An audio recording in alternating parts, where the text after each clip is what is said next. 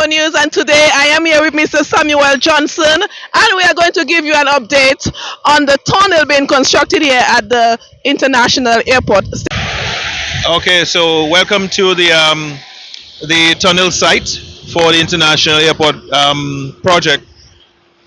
Right behind, you will see the development and construction of the tunnel that is designed to go beneath the runway. So at the top, where you see the trucks and the vehicles moving, that is the level of the runway, right? Which would be over the tunnel. The tunnel is designed about 300 meters from end to end to connect the Wesley Main Road over to the Woodfordale end. So it's intended that arriving passengers who are going north to Portsmouth and that part of the island would come in from the airport and go through the tunnel and continue, and thereby having a much quicker access to the rest, to the north of the island. The tunnel was designed to ensure that the airport project does not create a dead end in the palm tree area, right? Because if we looked at potentially doing a drive around one of the either ends of the airport, but that would in effect create a dead end between Palm Tree and Wesley when it came up to the airport. So work is progressing satisfactorily insofar as the preparatory works and the construction works.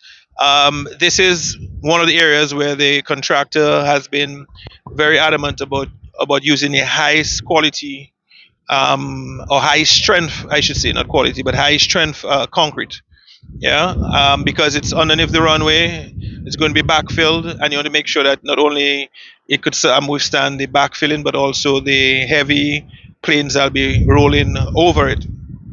So the designs call for C40, C50 concrete, which is about what 5,000 psi thereabout.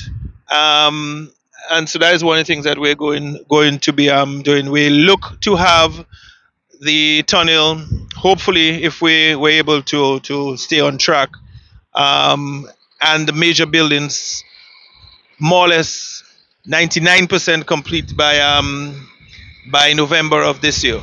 Yeah. I have some questions. What engineering challenges were encountered or is being encountered here, and was the tunnel part of the original airport design? Yeah, the tunnel was actually part of the master plan. It was we had two options that were being assessed. One, the tunnel, or two, the go around. Yeah.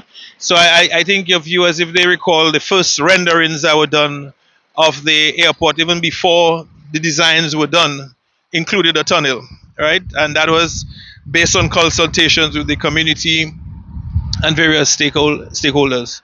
From a design perspective, CR5, in my conversation with them, this is like a trainee tunnel for them insofar of the size and scope of many civil works that they have worked on. So nothing major as at this point, no.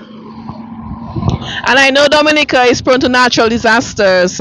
What measures are being put in place to protect this tunnel? Right. So one of the reasons why the tunnel is being designed as a double chamber, there is redundancy in the design. So if, for God forbid, there is a crash or fire in one chamber, you could still use the other chamber. The design of the tunnel ensures that there's water outflow in both ends. So it's the gradient is from the center out. So there's no chance of flooding, if you will, in the tunnel because of how it's designed. The necessary fire suppression equipment. We just met with fire to discuss that, as well as the strength of the design. Ensure that if there's any earthquake or the like, it can withstand those tremors. And from what I'm seeing, how long will the tunnel be from where I'm standing? Right. It is going to be 300 meters and about 7.5 meters tall, about 23 feet tall in height. So it's designed so that heavy equipment can be able to to go through without any issue. Yeah. And final question: do we have local engineers supervising the project here? Yeah.